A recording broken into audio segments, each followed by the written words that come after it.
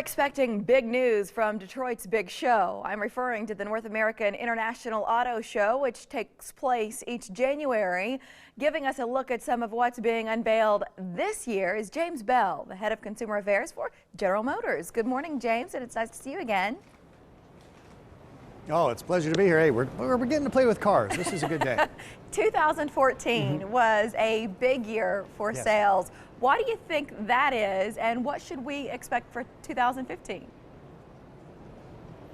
Well, you know, 2014 was fantastic. I think when the final numbers come in, we're going to see it probably be the second highest volume year in the history of the car business, just under 17 million. And many analysts are saying we're going to probably break that record in 2015. And I think a lot of it's been driven by people who have maybe held off buying a new car or truck while they got their household finances in order, and now coming back in the marketplace and finding that vehicles they don't expect to have great fuel efficiency, like a full-size truck or an SUV, are getting great fuel efficiency because they're more aerodynamic than they've been in the past. They have new technologies on board that allow them to really kind of stretch that gallon of gas. So I think it's a combination of really people coming back in the marketplace with pent-up demand, with the fact that the new products are just, you know, they shock them. And they want them, and they're buying them like crazy. No, I understand, and I relate to that. That was my own experience last year. A lot of pleasant surprises. You were talking about gas mileage there, and my brain goes to electric vehicles. Yeah. What can we expect new in that category this year?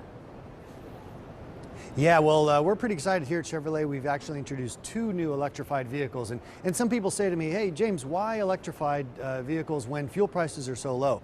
Well, I think none of us feel that it'll stay this way. So an electrified car is a great insurance policy against when prices go back up. So again, we've introduced two new cars. One is the updated version of the Chevrolet Volt.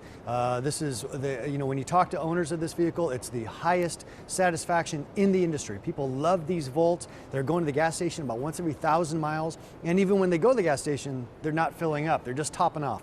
So people love these new Volts, and they tell us about them. They say, we love this part, but maybe you could fix that part. And that's what we've done with this new version, the Volt version 2, which will be on sale later this year. And the other cool vehicle that's electrifying, if you will, is the Bolt, and that's Bolt with a B. And this is a new 5-passenger, 5-door family, small family car, but all electric, and it's a real shot across the bow against Tesla. Tesla's been talking about doing a 200 mile of range, an electric car, 200-mile range, but still affordable at about $30,000 for a couple years. Well, Chevrolet just beat him to the punch. This new Bolt will be on sale sometime next year, $30,000, 200-mile range. It just changes the game. You know, trucks and SUVs did really well last year. Yeah. Anything new out of Detroit there?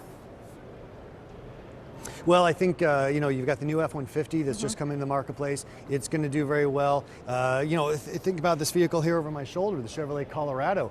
This is what we call a mid-sized truck, but it still does probably 90% of what people expect from a truck and do it much more fuel efficiently, I should say, and much easier to drive, easier to fit in the garages and parking spots. So I think we're going to see some really interesting things in that truck market. SUVs as well. You know, the new Tahoe has done fantastic, again, because I think people look at a vehicle like that, expect bad fuel efficiency, even if they need that kind of vehicle, but they're pleasantly surprised when they see what it does. Hey, there's a blue gem behind you, James.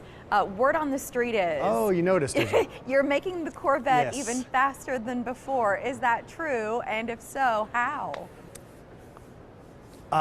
It's unbelievable what we've done there. You know, the current Corvette, or I should say the new C7 Corvette has 450 horsepower, but we've just introduced the Z06 version of the Corvette. In fact, I was just out in Las Vegas spending some time out on the track driving it. It does 0 to 60 in 2.9 seconds, which is less time than it took me to say that sentence.